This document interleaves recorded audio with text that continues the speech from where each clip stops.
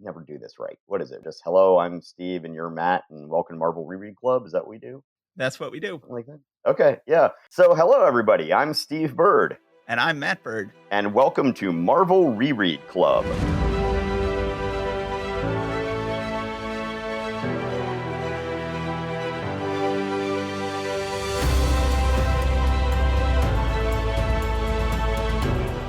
I just saw the Marvel exhibit at the Chicago Museum of Science and Industry. I've heard good things. It is amazing. They have a tremendous amount of original art.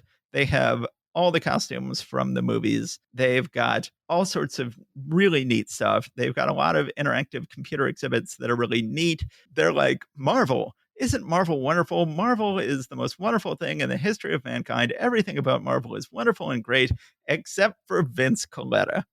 And there is a whole interactive computer exhibit about how terrible Vince Colletta is in this celebration of all things Marvel.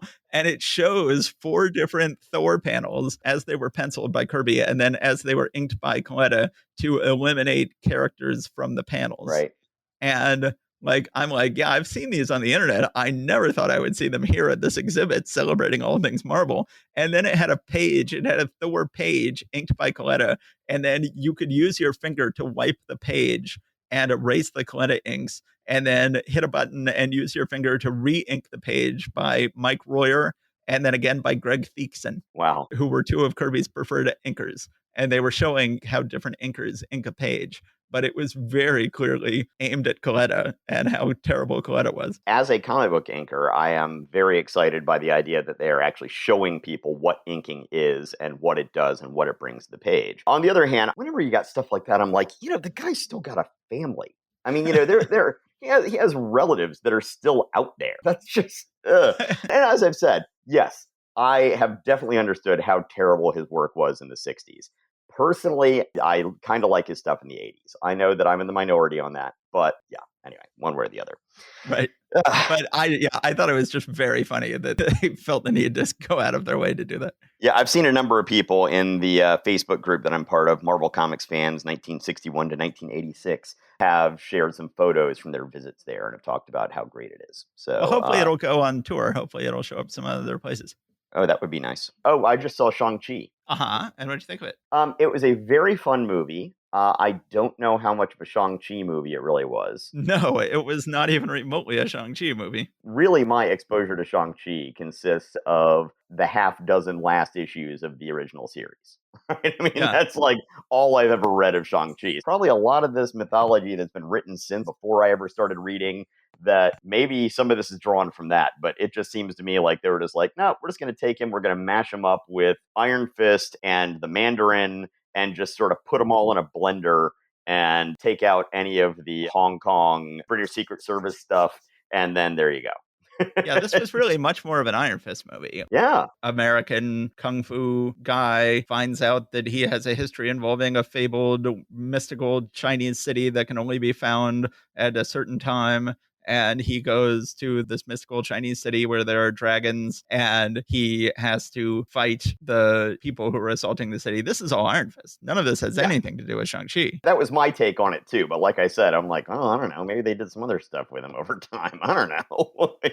No, because Shang-Chi was Marvel's answer to James Bond. He worked for the British Secret Service, and he went on spy missions for the British Secret Service, and that's what it was. So I had completely avoided all trailers and reviews and anything about this movie. So I was fully expecting this movie to be a Bond movie. And I thought he and Blackjack Tar were going to be going on missions, fight international supervillains for the British Secret Service. Boy, oh boy, was it not that. No. I would say this is the least faithful Marvel movie ever. Now, before this, the least faithful Marvel movie was certainly Guardians of the Galaxy.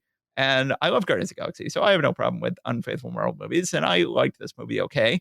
But boy, oh boy, it could not have been less of a... And I mean, the even bigger difference is that Shang-Chi in the comics is just a very serious philosophical character. He's just someone who is just always weighed down by the morality of things and thinking very philosophically about everything. And I knew they were going to turn him into a chucklehead because they turn everybody into a chucklehead. And boy, oh boy, did they turn him into a chucklehead. Either a chucklehead or an arrogant bastard. Like that seems... Okay, sure. Yeah, but one of the things that I thought was just like, would have just been such an easy little shout out to the people who are actual Shang-Chi fans who might be off-put by the movie generally, would be when they're doing the karaoke scene. I was like, oh, well, certainly they'll be doing a Fleetwood Mac song. I had And, the same thought. I was like, why couldn't they have right. done Fleetwood Mac in karaoke? Because he was super into Fleetwood Mac in the Yes. comics. Multiple times they made a very there's one time you actually saw the cover of Rumors on the album cover as he's taking the record out in the comic. I almost wonder if that was the plan, but that there was some rights. They were Yeah. playing hardball on the rights, and they're like, all right, screw you, we'll go with the Eagles. Yeah. When they already used the chain in Guardians of the Galaxy. That would be a good one. With the way they did the rings, it's kind of like a big chain. And I was like, oh, yeah, that would have worked. But I yeah, had the exact same thought. that'd be so easy, right? I don't know. I don't know how these things work. So I believe that this month we are doing the comics that came out in February of 1963, Marvel superhero comics from February of 1963, which includes Fantastic Four number 11, as well as issues of Journey into Mystery, Strange Tales, and Tales to Astonish. Is that what you have on your list? Yes. So this is a major month. Yes. It's the last month with only 4 books. And already starting in next month, we're going to start going up to 6, 7, 8 books a month. And it is, not surprisingly, it's the last month in which Stan and Jack do everything. And this is, in many ways, this month marks the end of Marvel Phase 1. So far, it's been, except for that one issue of Amazing Fantasy number 15, illustrated by Steve Ditko, which was just one brief 15-page story. We've had Stan and Jack doing almost everything by themselves with a little assistance from Larry Lieber. And then we've got the Kirby apocalypse this month. So Kirby has been penciling 5 books. He's been penciling Fantastic Four, Hulk, Thor, Human Torch, and Ant-Man. Well, as of this month, he has gone off 4 of those 5 books. He has already done his last issue of Hulk, which is off this month. And this is his final issue ever of Ant-Man, his final issue ever of Human Torch, and his final issue for the time being of Thor. I think he is falsely remembered as, well, Thor was his book. It was his baby. It was the book he was most devoted to. It was the book that he stayed on the longest, other than Fantastic Four. But people forget that he left the book at the same time he left these other books. So this is going to be his last issue for almost a year. And what Kirby is going to do is he's going to leave 4 of his 5 books, and then gradually over the course of 1963, he will gradually replace all of those books. So he will eventually replace those 4 books with Sergeant Fury, Avengers, X-Men, and then he'll return to Thor. So those will be the 4 books he'll replace these 4 missing books with over the course of the next year. Then starting next month, we're going to add Spider-Man, we're going to add Iron Man, both of which will not be by Kirby, and it's going to be a very different looking Marvel Universe. Yes, very much so. I think one of the reasons why this is the time when the Kirby apocalypse actually happens is, if I recall correctly, and I didn't research this before we got on, because I'm just going from memory, I'm pretty sure that we're going to have our first superhero comics annuals coming up this summer. And I think that he's going off and he draws a whole double-sized issue for Fantastic Four, certainly, and for, I forget which other ones have one this year. That's basically 2 more issues that he's doing for each of these comics. And I think that's the impression I've gotten, is that that's why this happens at this point in time. I'm not so sure about that. I think Fantastic Four number 1 is the first annual, and I think we're still about 6 or so months away from that. Okay. Or maybe even a little more. I don't know, but we'll see. As my old teacher used to say, you do some research on that and get back to me. Just a sec. I will do some research on that right now. Fantastic Four Annual number 1. When did this come out? It was published July 1963. So this is cover dated February 1963. Yeah, so this was July 1963. So okay, so you're right. Yeah, it's coming up. Well, I don't know if I'm right, but at least my story is not contradicted by events. Let's put it that way. So yeah, let's get into Fantastic Four here. This is a really interesting issue in many ways. It is. Yeah, we get lots of backstory filled in, but the backstory is questionable in many ways, which I have some feelings about, which we will talk about in a little bit. And also we get introduced to the Impossible Man, who really comes across here like one of these sort of one-off villains, like Kurgo or whatever his name was in a recent issue, or like the infant terrible who's going to be coming up in an issue coming up here. He just seems like one of these kind of, it's an alien who does some stuff and creates havoc and then disappears. And it's all interesting, but whatever. But he ends up coming back. I think that Roy Thomas first reintroduces him years later. But then when we were collecting comics in the early and mid 80s, he was showing up all over the place. He was like a regular kind of guest star character that would show up a lot. So Well, this I'm is our not first. surprised. I think he's delightful here. I think he's a very funny character, and I'm not surprised he was brought back. Well, neither am I, but it's just the fact that he sort of disappears as though he were never going to come back until other writers are like, who was awesome? Impossible Man. And they bring him back for all sorts of crazy stuff. Actually, I play the Marvel deck building game called Legendary. And I, for a while, got into the subculture of people coming up with their own custom cards, their own Uh-huh. custom cards for heroes and villains. And I actually did come up with an Impossible Man set for a mastermind. It was all just like attacking can't hurt him. You have to use what they call recruit, essentially convincing him to stop doing what he's doing. But it would do things like, hey, take your entire hand. Now you have to pass it to the player on your right, and you get the other hand from the person on your left. Just things Right. like that, where it's just like goes nuts. And I guess that's my way of saying that I have always liked the Impossible Man. I guess so. So, all right. So let's do the cover real quick here. On the cover it says the Fantastic Four number 11. What's going on here? Why is the Fantastic Four backing away helplessly from the Impossible Man? Don't miss this great offbeat collector's item issue. And it shows the backing away. And then it shows on the bottom. Also, you requested a day with the Fantastic Four featuring never before revealed facts about the FF's past and present. So we've got a 2-story issue, and they are both doozies. Yeah, absolutely. And I think this is the first time we've had, they used to split the Fantastic Four issues up into chapters, but I think this is the first time we've had 2 separate stories in a Fantastic Four issue, isn't it? It is. It's one of maybe the only time. Yeah, yeah. So we begin on page 1 with New Comic Book Day at the newsstand, and there's a long line of kids and adults all waiting to get their issues. And up strolls the Fantastic Four themselves to go and check it out. They see all these kids dressed up and playing like they are the Fantastic Four, and the Fantastic Four come up and sort of interact with them, and they get a big thrill out of it, even though Ben is super grumpy about the whole thing, but they're still totally knocked out by this whole thing. So then they leave the kids, head into the Baxter building, and we meet another, I don't know, would you call this a major character? No. No? You mean Willie Lumpkin, the mailman? Willie Lumpkin, the mailman. Come on, he's a long-standing character. Yes, a long-standing character. He will occasionally show up consistently throughout the years. Yes, and so he is saying that he could join the Fantastic Four because he has fantastic ear-wiggling skills. And they're like, yeah, okay, we're all full up, thanks, though. So then they go up to their headquarters and dump out all of their fan mail, which is an entire sack of fan mail. So, of course, the thing has a prank gift from the Yancey Street gang. It's actually a little boxing glove on an articulated little thing that comes out. I'm like, wow, that's a really, Gadget. yeah, that's a super gadget for like a gang of street kids to come up with here. He gets all mad, but then Reed pours a little bit of his latest Cure the Thing serum on him, and he turns back into Ben. At which point Sue is hugging him and saying, "Oh, you're a real living doll." But now he's into Alicia, so he's no longer like, "Oh, I'll take her away from you, Reed," like he had been at one point earlier.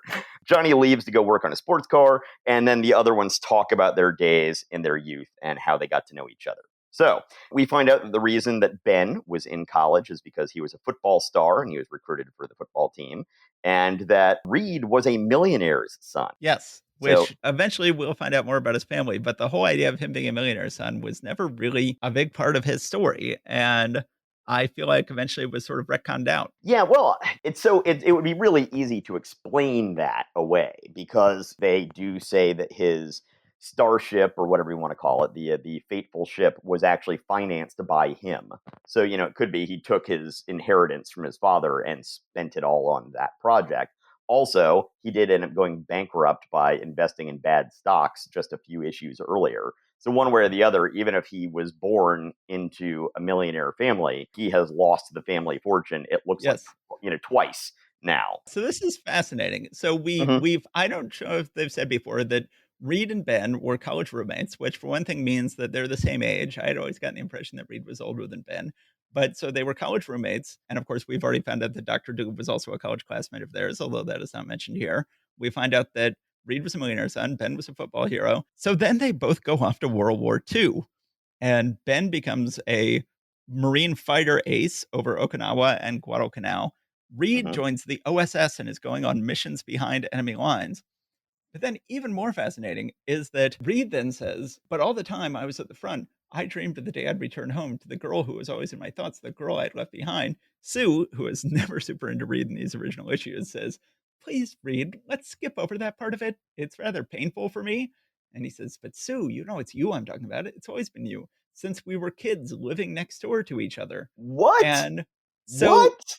This what? makes no sense. So, if they were kids at the same time, and so if Reed and Ben both fought in World War II in the early 40s, presumably after America entered the war, so this is sometime in the early 40s, and Reed and Ben fought in World War II, and Sue grew up alongside Reed, that would imply that all three of these people are in their 40s. Yeah. And that Sue is clearly not in her 40s. She's never written as though she's in her 40s. She has never drawn as though she's in her 40s. It just makes no sense with the character they've created here. She does not have graying temples like well, I mean, Reed does. She dyes her hair. I mean, that's true. And it is canon that she dyes her hair. That does come up later. So I guess really? Maybe she is in her 40s. That did come up in the John Byrne issues. But then they've established that Johnny is in high school. So Johnny must be 20 years younger than his sister if she grew up with someone who then fought in the OSS. Yeah, no, yes, that would make sense.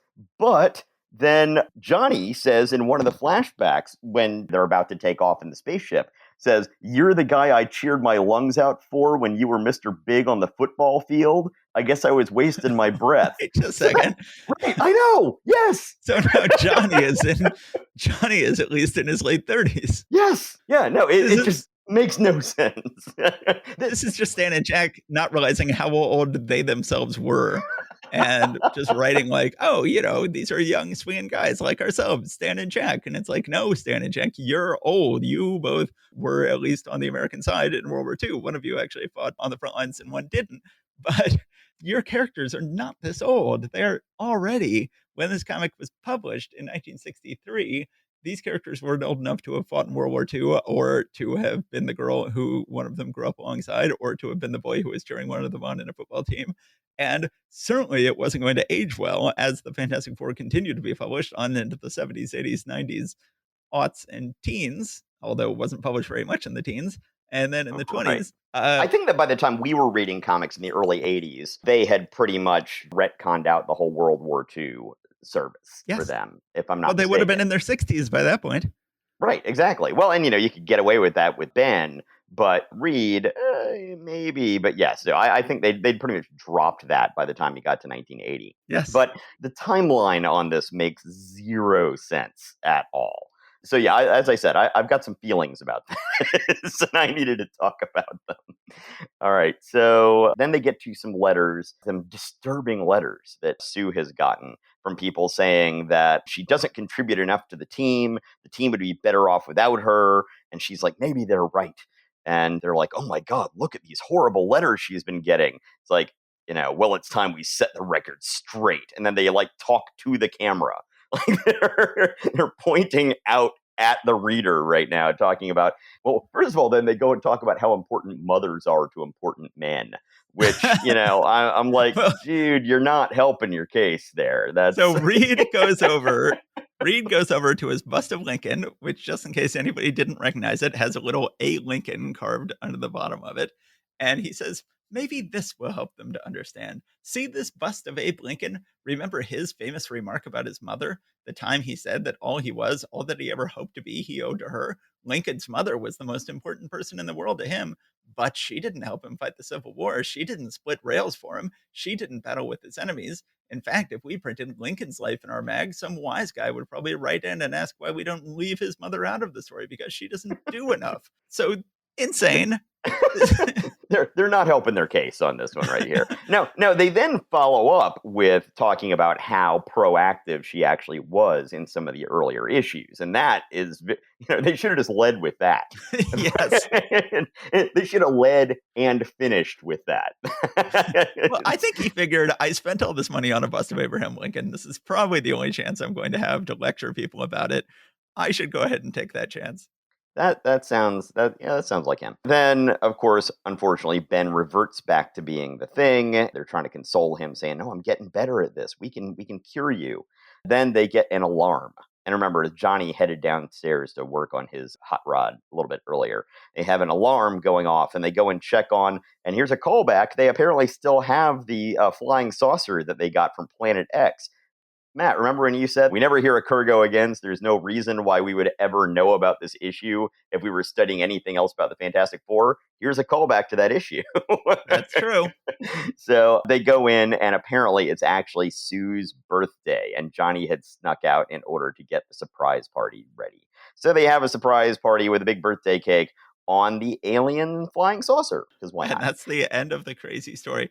And there's just one candle in the birthday cake, so we don't get to count the candles and figure out how exactly far into her early 40s that she is. Well, no, a lady never tells. Yes. All right. So once again, this is just all of the. Well, okay. One thing you were saying, oh, this would not age well. I don't think they were thinking of that at all. I No. mean, the way the legend goes, and who knows how much of this is actually what Stanley Lieber thought, and how much of it is what Stan Lee came up with later. That he was just gonna finally quit this dead end, stupid, embarrassing job that he had, and go off and do something more respectable. But he's like, I'll just go ahead and try it my way before, or actually the way the story goes, his wife said, "Why don't you just try to do at least one of them your way before you quit?" And that was the Fantastic Four, and that started all this stuff off. Who knows Yes. how much truth there is in any of that? But I really do get the impression that there really wasn't any thought to, oh, well, what are we doing in terms of the chronology of this when we get 15 years down the road? I really don't get the impression that they ever gave any thought whatsoever to, oh, well, how is this story that we're telling now going to affect the chronology of stuff when we get 15 years down the road? Will this lock us into these people being too old? I think the whole reason why this universe was able to evolve into the thing that it has evolved into is because it was disposable entertainment. It's because it was being created by people who had very little oversight and were just trying to make this as interesting as they could for themselves while they, made a living in this somewhat embarrassing field. Yep. And so, but that gives you the freedom then to do all sorts of crazy stuff. And they did all sorts of stuff with it. But yeah, I don't think any of them gave any thought to that sort of stuff. At least that's Nope. my impression. Nope. So, the Impossible Man.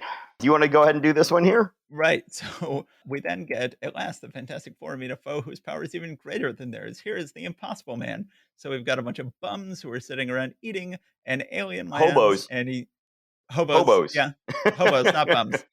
And hobos are sitting around. He's like, "Hi, I want your food." They say, "Oh, you'll need money." He goes, "What's money?" They say, "You get it from a bank." He goes to a bank. He steals all the money from a bank. Police try to shoot at him. He turns into metal. It all bounces off of him. He goes to a fancy restaurant to spend his money. And The Fantastic whenever anyone turns into metal, they always get rivets on them for whatever Yes. reason. Yes, heaven forbid they Always. not be riveted. So then the Fantastic Four land, they ask him about his origin, of course. He says he comes from the planet Pop-Up, where they have so many predators, they've learned to transform their bodies into anything they need to transform it into. And then he decided to take a vacation to come to Earth. And the Fantastic Four try to stop him, and they just can't. He's all powerful. He is an extremely powerful villain who can just turn into anything. So then the police get involved, the army gets involved, everybody's trying to stop him. They just can't stop him. Then Reed comes up with a clever plan. He says, "Listen, everybody, there's no use in fighting the Impossible Man. Let him have his way. Ignore him. Don't fight him. That is what I shall recommend to the police of every state in the nation." And they said, "Never thought Reed Richards would turn yellow." Of course, that's where everybody's mind instantly goes in the Marvel Universe, says, "Me neither."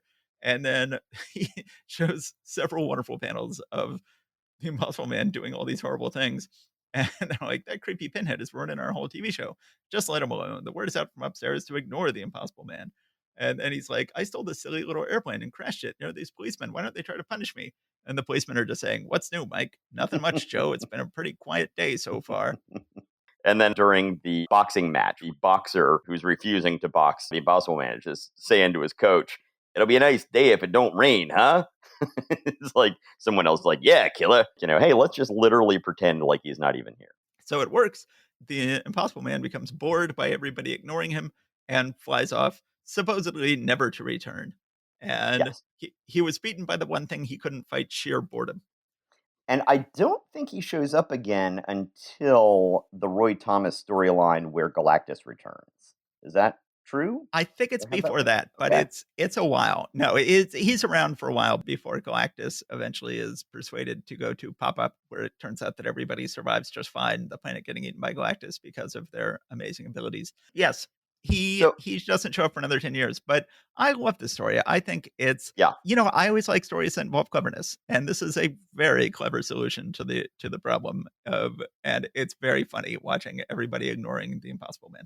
Oh, absolutely. Yeah. So one of the things I do notice is that when they are in the restaurant and he's about to walk out and they're trying to stop him, the Impossible Man turns himself into, quote, an asbestos bladed buzzsaw. Now, this is from Reed. So Reed sees him turn into a buzzsaw and somehow is able to tell instantaneously that this is an asbestos bladed buzzsaw, which Yes. so I guess that's maybe another superpower of Reed's. He can just look at things and identify asbestos even when they're spinning at hundreds of RPMs. All right, let's see. Anything else that I was going to mention on this here? I don't think so. This is good. You did a good job getting the spirit of this thing in here. It's a super fun issue. So where in your issue does the Fantastic Four pinup page show up? Of the Submariner? Yes. Yeah, between the two stories. Okay. Yeah, on mine it's at the end here. Which honestly, as you pointed out, Kirby is usually great doing layers. This is not his best layer, No, in my it's opinion. fine. Well, yeah, Yeah, I mean, that's just it. It's fine. It's okay. yeah. He doesn't get a helmet, he doesn't get a throne. Those are Kirby's two favorite things, are helmets and thrones. Yes. All right. Good. I Yeah. do have an ad I posted on Facebook that there's an ad for Grit. Boys 12 and older make $1 to $5 weekly in your spare time. Sell Grit.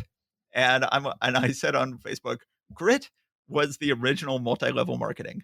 Before there were multi-level marketing scams, there was Grit, where boys were expected to buy the newspapers and then try to sell them. And never once did they advertise, hey, there's actual good material in Grit. It's always like, no, you should be buying these papers from us for you to sell and you will get rich. Right. One gets the feeling that this entire thing was the world's biggest scam. So did Grit predate either Avon or Tupperware? I don't know. I feel like it did. I feel like Grit goes back to the 50s, and I feel like Avon and Tupperware were more recent than that, but I could be wrong. It could be that those Yeah. were Well, older multi-level marketing. one way or the other, your point stands that yes, it is not unlike a multi-level marketing scheme. I don't know if there actually were multi-levels. I don't know whether kids could actually recruit other kids to sell stuff that they would get a cut of or not. And But it is not unlike a multi-level marketing scam. And boy, it was very important to them that it be boys. It says boys 12 or older. If you are Yeah. a boy 12 or older, are you a boy? And it has a little checkbox for you to fill out that you're a boy. So they were terrified of girls selling Grit. But Yes. Well, they would get cooties all over them. yes, And that true. would ruin their brand to have cootie infested Grit. Okay, so let us move on to Journey into Mystery. Cover, it says, starring the mighty Thor, the most colorful superhero of all. See the heroic thunder god battle the forces of evil.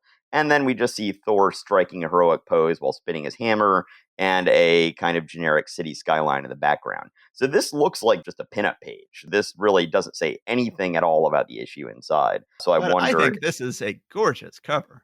Oh, it is. Absolutely. No, I'm sorry. I didn't mean to downplay that. It is a very, very good cover. But my point was just that I found it striking that they aren't saying anything about the villain inside or about the things that he's going to do, anything about the plot in the book, which is at this point in Marvel history not that common. No, it is not.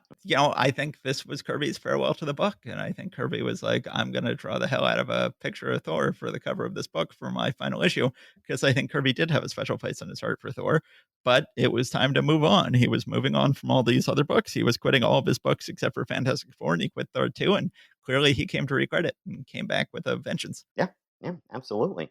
So once again, though, we have Thor dealing with mobsters. Yes. So do you think that when Thor fights mobsters, is that more or less dignified than when he fights communists? It's problematic both ways, but, you know, at least like the communists have armies behind them to fight Thor with. I always just pity the poor mobsters who go up against Thor and like really cannot take him on in any way, shape, or form. But eventually the commies will be phased out, but the mobsters really won't. He's going to be fighting mobsters on into the late 60s once the commies are long gone. But yes, so we have here an appropriately named issue, the Thunder God and the Thug. Yes. We now find out what the plot is. Yes. So we see Thor returning to Donald Blake's office building here. He's returning from something. They never tell us what he's returning from.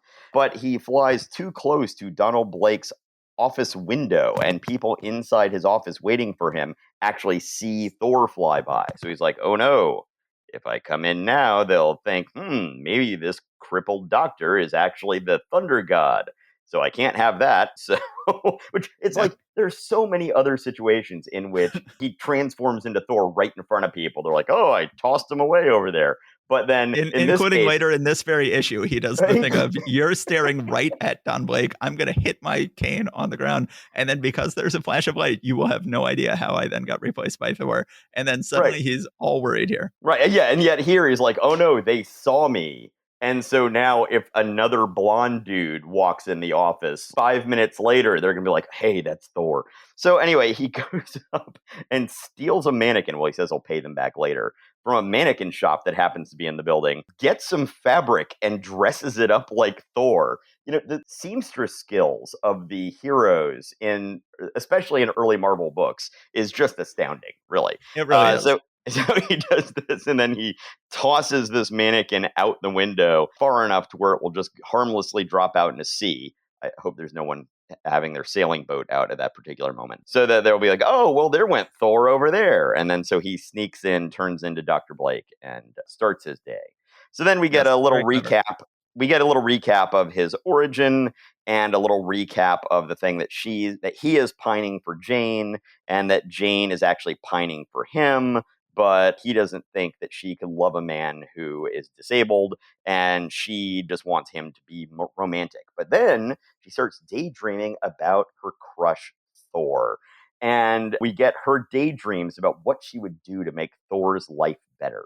And we have a panel that is shared online all the time with Jane polishing Thor's hammer. Yes. Just because, for reasons that that explain themselves, is why this is such a fun panel to share. She's polishing his hammer, and he's like, "Oh, you needn't bother." And she's ironing his cape, and he's like, "Well, I never really thought about that before." And, "Oh, I'm going to give you a short haircut." He's like, "I feel better already." Because that's really what makes men happy, is if a woman comes into his life and then is just suddenly like, oh, well, let me take care of your hobbies for you and go ahead and cut your hair the way I want it to be cut, and, all that sort of stuff. Well, I don't know. Could be for some guys. So anyway, then we see Thug Thatcher, the mob leader. And for not the last time in this issue, we have someone in the crowd talking about how he tried to muscle in on the steel industry, and they caught him selling substandard steel, and now he's headed for prison. That will come up again because it's a very important plot point in this issue. So Thug Thatcher. When the gangsters are fighting on the street, and this could not be more 30s. Again, like Yes. Stan and Jack not realizing how old they are. Like they're writing this story, which this whole thing is right out of a movie like Little Caesar or Public Enemy, and does not seem to be the sort of thing that was still going on the streets of New York in 1963. But okay. So yeah, then Thug Thatcher's thugs break him out of the police transport van or car, whatever it is there. That's right, they're in the van and crash into the car, and they get into a shootout with the cops, and Thug Thatcher gets hit.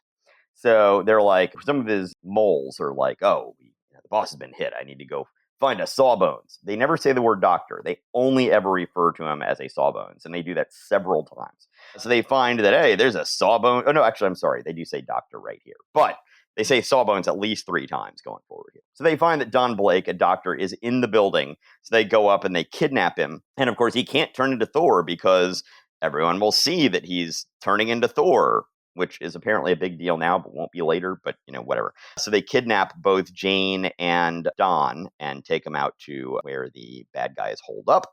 And they take the walking stick away from him as he dresses the wound. So he's like, "Oh, I can't turn into Thor now."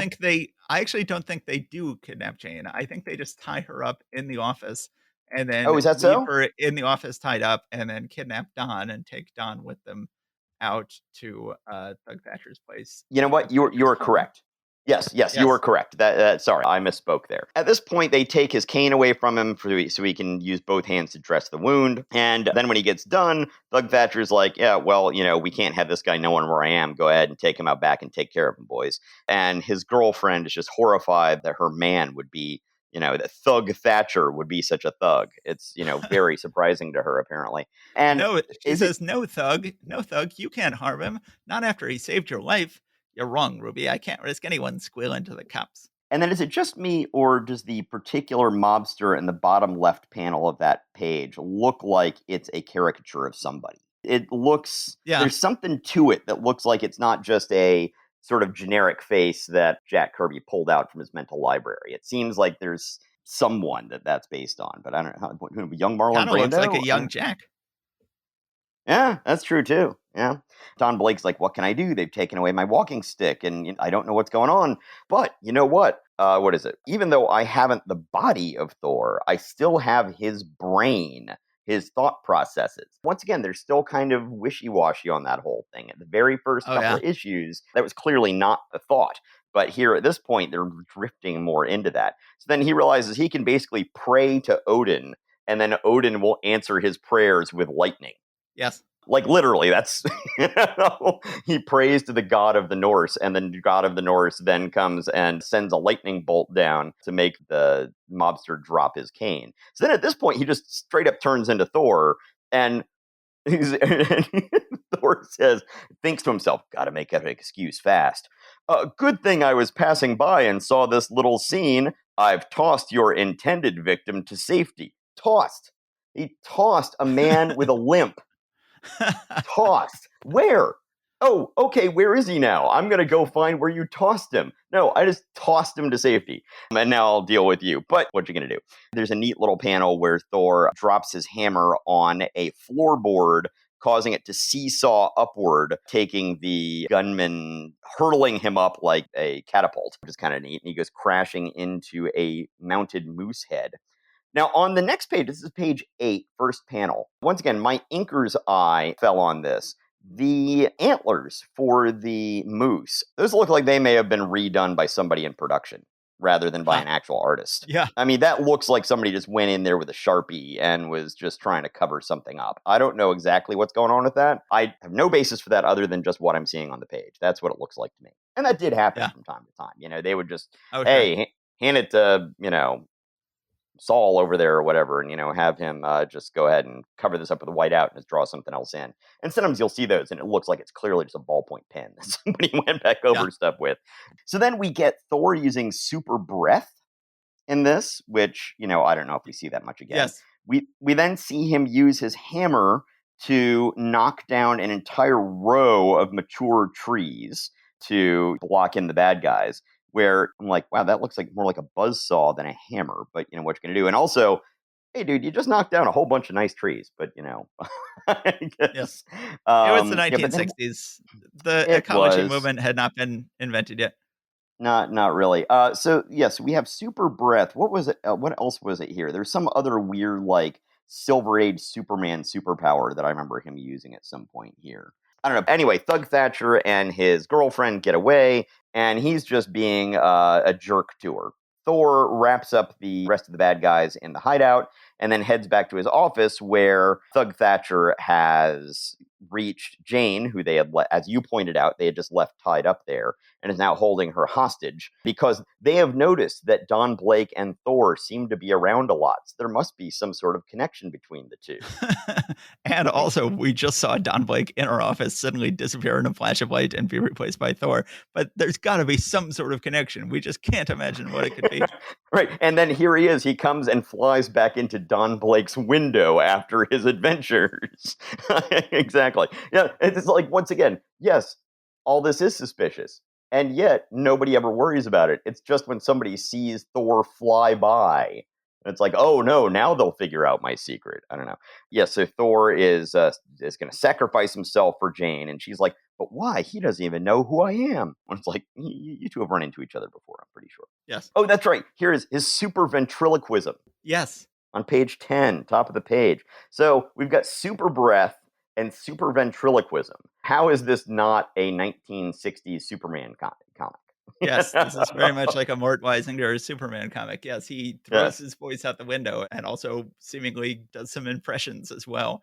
And he pretends to be cops out the window saying, drop the gun, Thatcher, we have you covered. And Thatcher's like, who said that? But it was Thor using his super developed vocal cords. He throws his voice across the room. Yeah, we have some fits and starts in the early Marvel universe here. So then Thor swings his hammer around, creating a vortex which actually carries Jane out the window, Dorothy and Wizard of Oz style, basically. Yes. And then he flies after her. He puts her down safely and then goes to take care of the gangster. Now, at this point, we've talked about how so far, and still up to this point, Thor has a certain number of taps that he has to do to get certain effects out of the hammer.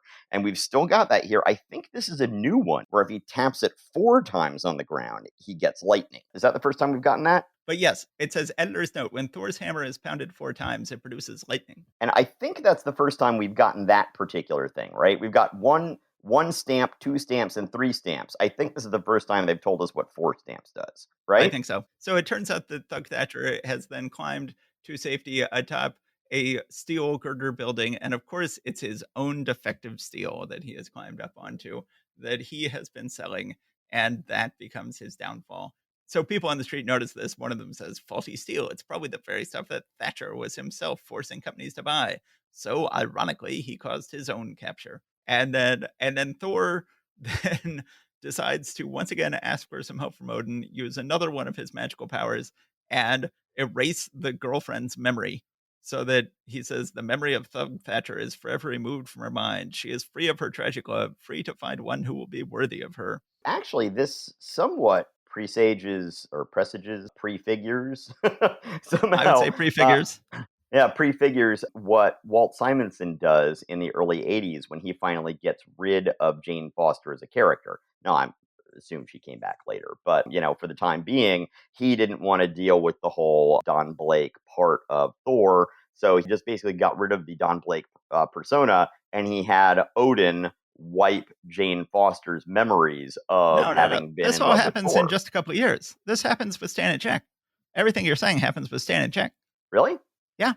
Okay. After a couple more years of Stan and Jack, then while Stan and Jack are both still in the book, the whole Jane Foster storyline comes to an end. It culminates, I think, rather nicely in a storyline where he finally says, let's get married. I love you. I'm Thor. And that's going on for a while. And then he finally says to Odin, you must let me marry her. And Odin is like, well, you can't marry someone who's not a god. But I tell you what, I'll turn her into a god and you can marry her. And he turns Jane into a god. And then Jane just doesn't like it. She doesn't like being a god. And that's when Thor realizes, I can't be with Jane. And then he wipes Jane's memories of himself and sets her up with another doctor, both personally and professionally.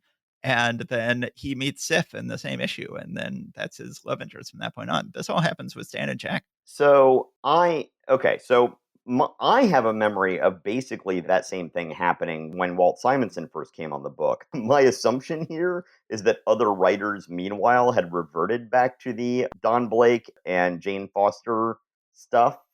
No? Or maybe.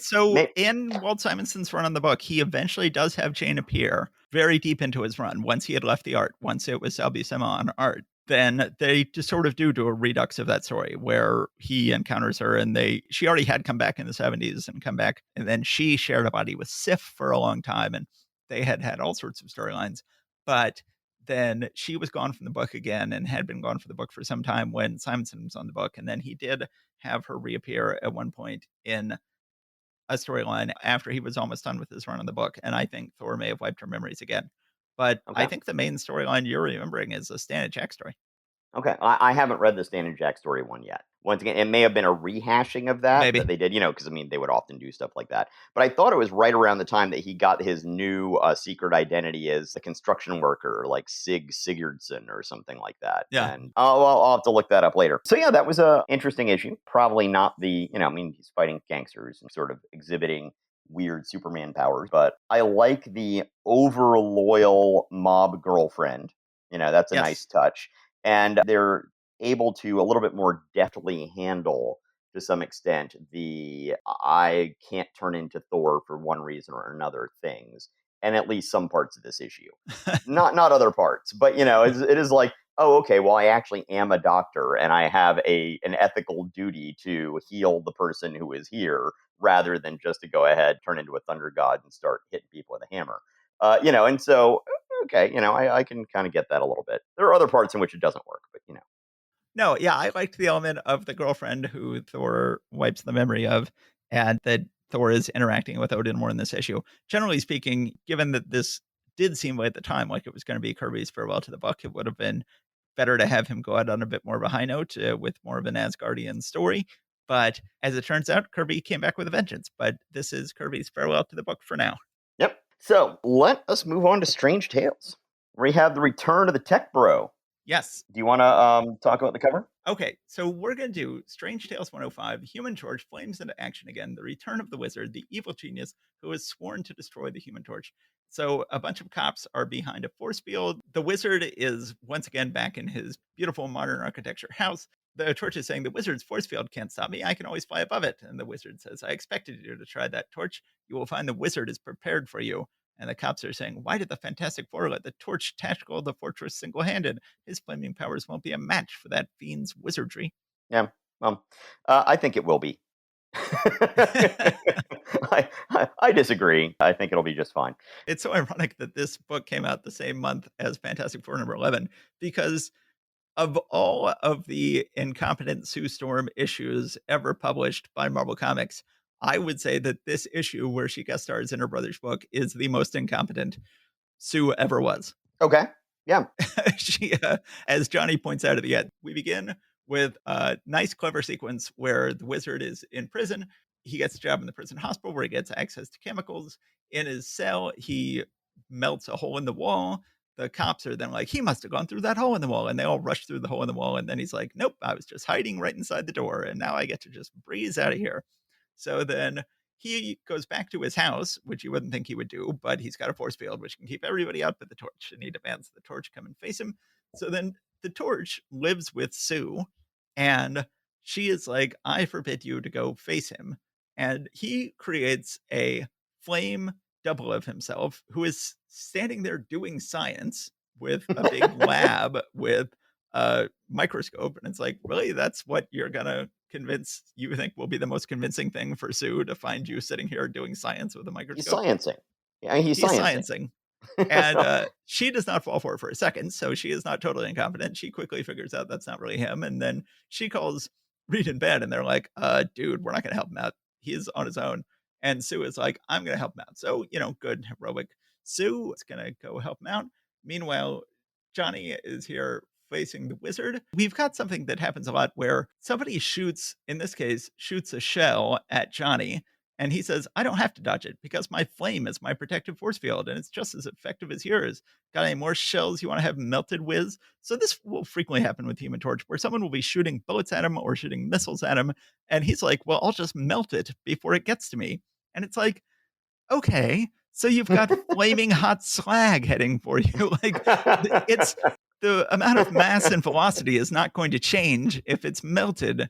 It's still, and it always sort of falls limply after it gets melted. Like, why would it fall? I've never quite bought that. This was continued up to the Burn issues where he was effectively bulletproof, where people would fire bullets at him and the bullets would melt, and so they wouldn't hurt him. I never bought it. We have Yes. another part of our long time discussion where the wizard opens up a trapdoor underneath him and he says, That's the trouble with you geniuses. Your knowledge is so advanced, you often seem to forget simple basic facts, such as the fact that flame is lighter than air, so the human torch doesn't fall through trapdoors. So that answers that question we've had. Meanwhile, the wizard figures out that Sue has also gone into the house, shoots a spray at her to make her visible, walls her up, walls Johnny up with her. She tries to get out. She can't. He figures out how to get out. He burns his way out. He then goes to the wizard. The wizard pulls out a science fiction gun. The torch then, instead of just engulfing him in flame, sends a fire saw above the head of the wizard to saw out a bit of the ceiling to fall on the wizard. And this is after he created basically a mortar launcher out of fire. So Yes. essentially, the torch at this point is basically Green Lantern. Yes. Oh, I can create whatever thing I want out of, in this case, flame rather than green energy or whatever. Like, what? That's okay, sure, okay, we'll go. We'll go with that. Yes. And then so he goes home back to live with Sue, and she says, Johnny, you deliberately disobeyed orders by tackling the wizard yourself. Reed will be furious with you. It's a lucky thing I went after you to help you. And he says, sure, sure. A little more help like that, and I'd have been cooked. And she says, take that, you ungrateful little beast, and throws a pillow at him. And he says, that's the trouble with gals, no sense of humor. But in fact, she was no help at all. I mean, she just got herself caught Yeah. immediately when she tried to help him. Yeah. This was one of her more hostagey kind of appearances, wasn't it? Yes, last time in the first wizard appearance, she saved the day. So I guess they had earned a more hostagey issue. She, I, That's really what issues of women in displaying competence are for, is just to buy yourself another issue in which you can show that the woman is incompetent. That's how it pays off, right? I mean, that's hello, is this thing on? You've got to put a few competent issues in the bank, and then you get to cash them out. Right? Yeah, because that's how things work. You're not setting up expectations; you're building up credit, right? That's how life Yes. works. Yes. Yes. Okay. Excellent. If any of our female listeners have any problem with what we're saying, then that's the trouble with gals. No sense of humor. And he spells no sense of humor, SENSAHUMOR, all one word. That's how you spell it when you're talking to women. You need Yeah. to sound it out like that, apparently. So okay, getting myself in trouble here. All right, so shall we move on to our final comic of the evening, Tales Yes. to Astonish number 40, featuring the astonishing Ant-Man. And we have a picture of what looks like the Ant-Man slumping in defeat inside a car motor. And indeed, we will find out that is more or less what is happening. Although he looks a little larger than an ant here, in comparison to that machinery, but who knows. It says, see the true story behind, quote, the day the Ant-Man failed. At least this time, they don't feel compelled to go ahead and be strictly, scrupulously honest on the cover, and they don't feel the need to say the day Ant-Man seemed to fail, like, right, they did or putting failed in quotes or something like that. So they've learned they don't have to be strictly honest on the cover, as opposed to the issue where they said Ant-Man seems to be betrayed by the ants, but we can't honestly claim he really is. Fiction is lying. Like, that's, you can lie when you're telling fiction, because that's what fiction is, right? The astonishing Ant-Man. So we've then just got a splash page that's just sort of a gratuitous little splash page. We see that Hank Pym is working on a special new kind of gas mask made of unstable molecules. The army will be pleased with the new gas mask I'm inventing. It's made of unstable molecules which adjust themselves to the size of the wearer's head. Reader note, that will be important later. This is gas mask. And then it turns out that there is somebody who has been hijacking this one owner of the Mitchell Armored Truck Company, Howard Mitchell. Ah, that's right. Someone's been hijacking all his trucks. And at this point, if you've read any issues of Ant-Man at all, you know what's going to happen here. Yes. It's like, I wonder who could be hijacking your stuff. Could it be you? But he's saying that I need Ant-Man, but there's no way to contact him. Well, of course, there's ants that are everywhere. And, you'd think in the days of DDT, there would be fewer ants all the way around. So Henry Pym hears an alert that the ants have heard about his presence being requested. So then he goes and shrinks himself down and then uses his little catapult once again, or cannon, or whatever you call it, to go across town. One thing that we see here is that and it's a great panel where a bird is startled by the Ant-Man flying into the bird's path of flight. And the bird looks very startled and distressed in a very imaginative looking panel. But this is just one of those things where if you're being catapulted like blocks or miles away and you have to get the angle and the, everything else just right, it's like, yeah, but then you bump into a bird, and then next thing you know, you're just coming crashing down some completely other place. In this case, that isn't what happened. However, he does start to overshoot the mark, and the ants have to climb up extra high in order to keep him from splatting against the wall, which, Yes. once again, it looks as though he's flying there rather than catapulting. I think they're already starting to get tired of this device. Yes. We're going to stop seeing it soon, I think. Yes. You can tell they're getting sort of bored of it because they're like, what if he missed? Like, this is what if he hits a bird? What if he missed? Maybe this is a dumb idea. Maybe we should rethink this. So then Ant-Man shows up at Mitchell's office and says, "What's the problem? I heard you were looking for me." And he's like, "Yes, they've been hijacking my trucks, and I'm going to go out of business, and can you help me?" So then he starts asking some questions about who could benefit from this. And then we have one of these really ham-handed sort of things Yes. where it's like, "Oh, by the way, that's an interesting collection of primitive art. Inca, isn't it?" "Yes, I was in Peru last year. I spent some time with the Indians in the jungle, but that's unimportant now. All that matters is that you catch the hijacker." It's like, I wonder if this could be relevant later. You think? I Yes. don't know. That's such a natural aside for these two characters to have that it really sort of feels like it could just be there and it's its own explanation, right? I mean, Yeah. Oh, yeah. it- What are the odds? That's going to come up later. It's Larry Lieber. And speaking of which, at some point, we're going to lose Larry Lieber. He's oh also, yeah, but I guess he's definitely still around next month because he gets co-creator credit on Iron Man. So he's definitely still yep, around. yeah. But that's very much awkward Larry Lieber scripting there when they include that. I'm sure Jack, if we want to give Jack credit for the plotting, I'm sure he wasn't very happy with how awkwardly the dialogue handled it. But not that Jack ever read these comics. Not that Yes. as shown by the fact that he did not protest Vince Gillette inking his comics. That is an indication that he never actually read the comics after he sent them out the door. So then Ant-Man shows up, and it's a very impressive bit of acting. He shows up and suddenly claims to have gotten appendicitis and collapses from appendicitis and limps away on an ant. And they're like, oh, I guess Ant-Man can't protect the armored truck because he's got appendicitis. And it's such a weird plot turn. I always believed it when I first read it, because of course the cover can't lie. The cover says the day the Ant-Man failed. I was like, does he really have appendicitis? Which of course very much dates the issue. But then, I mean, I guess that's not true. I guess people still get Yeah. appendicitis Yeah, today. people got offended at one point when my daughter was younger and my wife was away doing something else. I was at home and in charge when she was having some really bad abdominal pain in the middle of the night.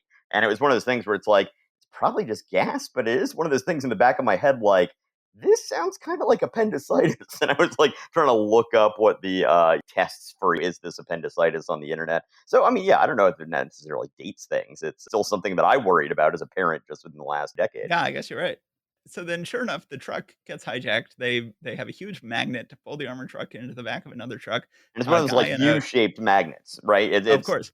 A guy in a crazy mask calling himself the hijacker tries to use a blowtorch to open up the truck, and then turns out the Ant-Man is there, and he didn't have appendicitis. And of course, in his flashback, he once again has to have set up a ridiculously complicated setup to travel because that's always Ant-Man's biggest nemesis is traveling in any way, shape, or form. And he had set up a big wood and rubber band type apparatus to fling himself up onto a roof where he had a toy plane. Now, in fact, toy which would have planes don't. totally broken his shins, by the way, or his knees. The way this thing's set up, there's And toy planes do not actually have little tiny controls in them, but he actually has an actual, honest to God, shrunken down plane with its own little controls. Flies over to the car, was wearing, of course, his gas mask because we'll find out later how he knew there was going to be gas. But then we get a really gorgeous sequence, which is also on the cover, of him inside the mechanisms of the car. It's very much sort of like Forbidden Planet.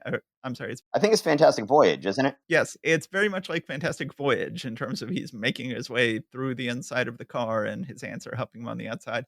Anyway, of course, he takes off the hijacker's mask, and anyone who's read an Ant-Man comic is not surprised that it's actually Mr. Mitchell himself. And of course, he says, No, I know, no. my company was losing money. I thought I could get it back by stealing it, and no one would ever know. Then I thought if I myself sent for the Ant-Man, he'd never suspect me. Such poor thinking. And Ant-Man has already encountered it so many times. But oh well. Couple of things I want to point out along the way there that jumped out at me when the hijacker reveals himself during this last hijacking. They say, look, he must be the hijacker. And he responds, exactly. And as the spider said to the fly, welcome, suckers. I'm like, what? Okay. I mean, it's fun. I'll give him that. It's a fun line. We forgot to mention that the Ant-Man had figured out the whole thing ahead of time because he says, I first suspected Mitchell when I saw the primitive statues in his office and I learned of his time spent in the jungles of Peru, for I knew that the Indians there have an ancient vapor, the inhaling of which causes a lapse of memory.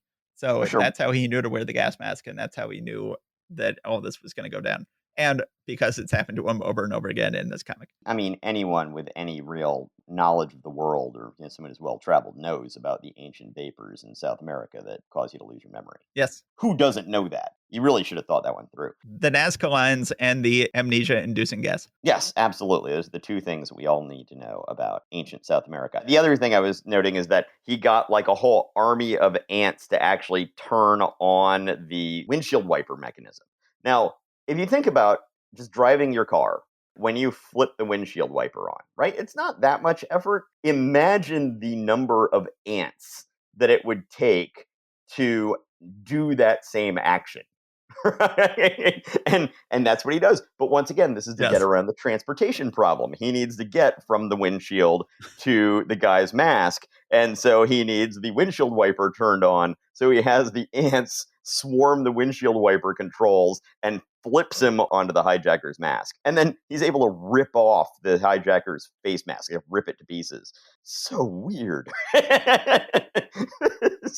I mean, early Ant-Man issues are just so bonkers. Yeah. That's what I love about them. I love how bonkers they are, but they can be, once again, kind of Scooby-Doo-ish, which is what I don't necessarily like as much about them. As you said, Jack will be gone next issue, and do you remember who comes on next? I'm trying to remember. I think it's Heck. Is it Heck? I think it's Heck. I don't remember. Okay. We'll see. So Jack's farewell to Ant-Man, except for when Jack just does the first 10 issues of Avengers, he'll be reunited with Ant-Man, but this is his permanent farewell to Ant-Man's comics. And I'd say it's a good final issue. It's a fun issue. And I mean, I say that. I basically just love the engine sequence. I love the crawling through the inside of a car sequence. I think it's a fine farewell to Ant-Man from Jack. Yeah, I think it's somewhat emblematic of the run as a whole, with some of the really goofy gadgets that he has, and and a lot of the great fun with perspective and different settings that you can put him in, as well as the rather poorly thought out, relatively obvious villain. It's all pretty much emblematic of everything we've gotten so far. So it is a nice farewell. And yes, indeed, you were correct. Don Heck will be doing the art next issue. And we will be able to argue about Don Heck when that happens. I guess we are done with this month. Yeah, this is the end of an era. This is our last month of Kirby drawing all the books. This is our last month of just 4 books. I suspect that we're going to have to start breaking up the months into multiple episodes from this point on. Originally we were going to be doing an episode every week, and we were going to be doing a month every episode. And it was like, oh, maybe eventually we'll get caught up to the modern Marvel Universe, and then we'll run out of episodes because we're all caught up. Well, of course, that was never going to happen, but I suspect we're going to start doing 2 episodes per month. And now that we're recording bi-weekly, that means we'll be recording 1 month for every month. So suffice it to say, we will never get caught up. Oh, no. I actually find myself finding it quite hilarious that you were implying that we might ever actually get caught up with any of this stuff. Yes. I was joking. Yes, they put out a lot of books later. I mean, I remember when we were kids growing up in the 80s, there'd be maybe a dozen issues each week that came out. That'd be about right. Yeah. You were always much more of a completist than I was, and you were buying almost every Marvel book for a while. There was a little while there where I was buying every continuity Marvel book that came out. And even though I was like, I knew this post Frank Miller, David Mazzucchelli Daredevil stuff is just the worst, but it's part of the Marvel continuity, so I guess I got to get it. Well, I mean, there was like a year of fill-in issues after Miller and Mazzucchelli, but then it was Nascenti and Romita, and they did a great job. Yeah, right. But I'm talking about like some of that Secret Wars 2 crossovers and all that kind of. Yeah. Oh, you bought every Secret Wars 2 crossover comic, even for the books you weren't buying. Now, when you say it out loud, it just sounds so horrible. It was, God, Secret Wars 2 was just, it crushed my soul. It really was awful. Yes, it was the worst. That's decades away. We will not be getting to that anytime soon. Thanks a lot. I have had fun this week and this month, this issue, this episode. whatever we're doing. I look forward to entering a brave new world next month with other artists and other creators involved. Yes, our Spider-Man #1 and the introduction of Iron Man. It's going to be a big month that, like I said, maybe split into 2 episodes. We'll see if we can get it done in one. Thanks for everything. Goodbye, America. Goodbye, everybody, no matter where you are in the world. Goodbye to our American listeners and our un-American listeners.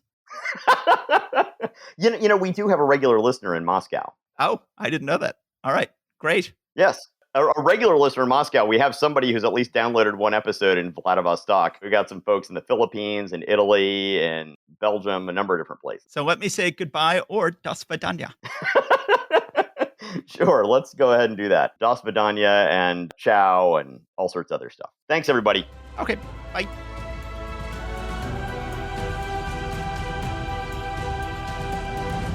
Thank you for listening to Marvel Reread Club. Please subscribe and rate us wherever you found us. Go to secretsofstory.com and click on Marvel Reread Club in the sidebar to find notes and join the discussion about this episode. See you next time.